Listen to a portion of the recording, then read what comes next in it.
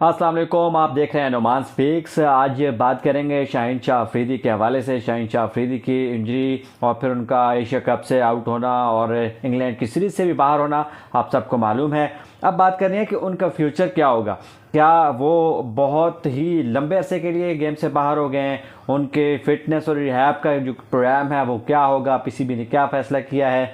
क्या वो world cup तक ठीक हो जाएंगे मुकम्मल? ये सारी सूरत हाल और आगे क्या लाया अमल इख्तियार किया जा रहा है, इस पर बात करेंगे। और साथ बात करेंगे कि अब जो खला पैदा हो गया है पाकिस्तानी टीम के लिए, एक मसला पैदा हो गया है कि अब शाहीन शाह अफरीदी के बाद किस को लाया जाए, उनकी रिप्लेसमेंट कौन होगा। उस पर बात करेंगे कि कौन मुतवक्को लोग हैं जो कि उनको देखा जा रहा है कि ये खिलाड़ी हो सकते हैं कि जो उनकी रिप्लेसमेंट में आएँ। और आखिर में बात करेंगे इंडिया और जिम्बाब्वे के मैच की, उसमें संजू सैमसन के हवाले से जिन्होंने बाकायदा अपनी जो पोजीशन है उसको रजिस्टर करवाया है कि मैं भी हूँ और मैं अच्छी कीपिंग भी कर सकता हूँ और मैं अच्छा खेल भी सकता हूँ और इंसान भी बहुत अच्छा हूँ। उन्होंने एक ऐसा काम किया है जिसने दिलों को जीत लिया है। शाहीन शाह अफरीदी, आपको मालूम है कल पाकिस्तान क्रिकेट बोर्ड ने भी इस बात को की तस्दीक कर दी कि अब शाहीन शाह अफरीदी ना सिर्फ एशिया कप से बाहर हो गए हैं बल्कि पाकिस्तान और इंग्लैंड के माबैन जो T20 आई 7 मैचेस की सीरीज़ खेली जानी है उसमें भी वो पाकिस्तानी टीम का हिस्सा नहीं होंगे। इससे पहले हम अपने वीडियोस में, अपने अपडेट्स में आपको बता रहे थे कि इसका तो कोई चांस नहीं है कि शाहीन शाह अफरीदी बहरहाल किसी भी सूरत हॉलैंड में कोई मैच खेलें, क्योंकि लोग कह रहे थे कि नीदरलैंड्स में बहुत ज़्यादा चांसेस है कि उनको खिलाया जाए, लेकिन उनकी इंजरी इंप्रूव नहीं कर रही थी। उनकी जो नी की इंजरी है, अब उसकी सूरत हाल क्या है और फैसला क्या हुआ है, इस पर हम बात कर रहे हैं। तो अब पीसीबी ने यह फैसला किया है कि शाहीन शाह अफरीदी को जिस तरह साथ लेके जाया गया था, फिजियोस भी, डॉक्टर्स भी, बाकी भी सारे उनके साथ हैं, तो इसी तरह अब शाहीन शाह अफरीदी को दुबई लेके जाया जाएगा। वो एशिया कप में भी पाकिस्तानी टीम के साथ साथ रहेंगे। एक मुश्किल वक्त है उनके लिए। एक तो ये आसान होगा कि बिल्कुल कट कर रह जाना हो, कहीं ऑस्ट्रेलिया उनको भेजा जाता है या कहीं और, तो एक स्ट्रेस भी होता है कि कितना बड़ा कैरियर के क्लाइमेक्स पे हैं और इतने बड़े 2 इवेंट्स वो मिस कर रहे हैं। तो एक तो उनके लिए ये अच्छा होगा। दूसरा ये है कि ये बात बिल्कुल पीसीबी की ठीक है कि जो नी रिहैब के लिए जो बेस्ट फैसिलिटीज़ हैं वो इसके लिए जो यूएई है वहाँ पे आइडियल सिचुएशन है। वहाँ के जो डॉक्टर्स हैं, वहाँ के जो सेंटर्स हैं और जो वहाँ पे मेडिकल फैसिलिटीज़ हैं और जो बाकी थेरेपी और बाकी चीज़ें हैं वो वाकई परफेक्ट है, एक्सक्विजिट है। तो इसलिए अब उनको साथ रखने का फ़ैसला किया गया है। वहीं पे उनका जो है वो उनको रिहैब का सिलसिला शुरू कर दिया जाएगा। उनको 4 से 6 वीक्स का मुकम्मल रेस्ट कहा गया। और उनकी जो इंजरी है, क्योंकि नी की इंजरी है और ये जो नी की इंजरी है वो बहुत ज़्यादा मसाइल पैदा करती है, क्योंकि जब वो वापस आएंगे तो एक तो ये है कि जब किसी को भी इंजरी होती है और एथलीट को स्पेशली होती है तो वो उसका जो कॉन्फिडेंस है वो शेक होता है। वो उस तरह से अब जब वो लैंड करेंगे अपने दाएं घुटने को, तो वो उस एक डर के साथ वो लैंड करेंगे, तो उनकी स्पीड, उनकी जो लेंथ है और फिर उनकी जो पूरी बॉलिंग है वो मुतासर होगी। इसलिए उनको टाइम दिया जा रहा है कि वो मुकम्मल फिट होकर वापस आएँ और उनके जो घुटने की इंजरी है वो ज़्यादा लंबी ना चले। बहुत से प्लेयर्स हैं कोई ऐसी इंजरी से वो उस तरह से कम बैक नहीं कर पाए थे जो कि उनको जिस तरह वो क्लाइमेक्स में थे। यहाँ पर यह बात बिल्कुल जहन में रखी जानी चाहिए कि ये हो सकता है कि जो उनकी परफॉर्मेंस है, जो इंजरी की परफॉर्मेंस है वो कैसी है कि उनका जो वर्ल्ड कप है वो भी मशकूक हो सकता है।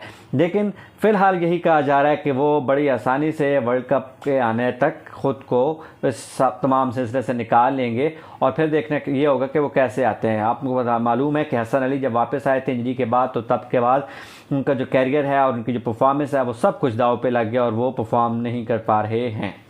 अब बात करते हैं कि शाहीन शाह अफरीदी अगर नहीं होंगे तो पाकिस्तान खिलाएगा किसको? क्या पाकिस्तान के पास कोई अच्छा ऑप्शन है? पाकिस्तान के पास सच बात करिए तो शाहीन शाह अफरीदी की कोई रिप्लेसमेंट नहीं है कि इतनी अच्छी रिप्लेसमेंट हो। बहरहाल पाकिस्तान को फिर वही सूरत हाल है कि अब कुछ कम उनसे जो भी कम नौयत के प्लेयर्स हैं उनको लेना पड़ेगा। तो उनमें सर फहरिस्त हसन अली हैं, जिनको कहा जा रहा है कि राब्ता भी किया गया है कि आप हाई परफॉर्मेंस सेंटर में आएँ।